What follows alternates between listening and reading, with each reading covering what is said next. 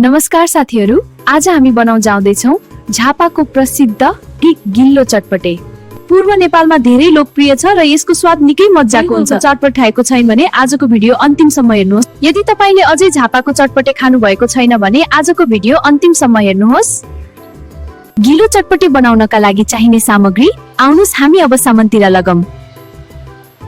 यी हुन् चटपटेका मुख्य सामग्रीहरू। दोस्रो, चटपटे मसला। तेस्रो, नुन। अन्तिममा अचारको पानी। यहाँ रहेको छ चाउचाउ, प्याज, टमाटर, धनिया पात, हरियो खुर्सानी। यी सबै सामग्रीले चटपटेको स्वाद झन बढाउँछ।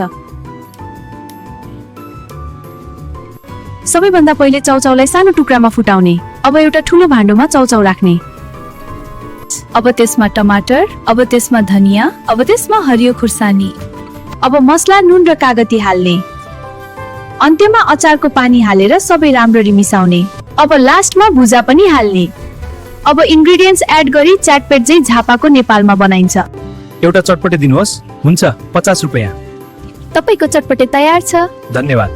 अनि हाम्रो रेडी भयो झाप्ली चटपटे। अब यसमा प्याज, टमाटर, धनिया, खुर्सानी, चाउचाउ हाल्छु। तयार भयो एकदम ताजा चटपटे। लिनुहोस्। धन्यवाद। एउटा दिनुहोस्। वाह, एकदमै मिठो। एउटा चटपटे दिनुहोस्। हुन्छ, 50 रुपैयाँ। तपाईको चटपटे तयार छ। धन्यवाद। वाह, एकदमै मिठो।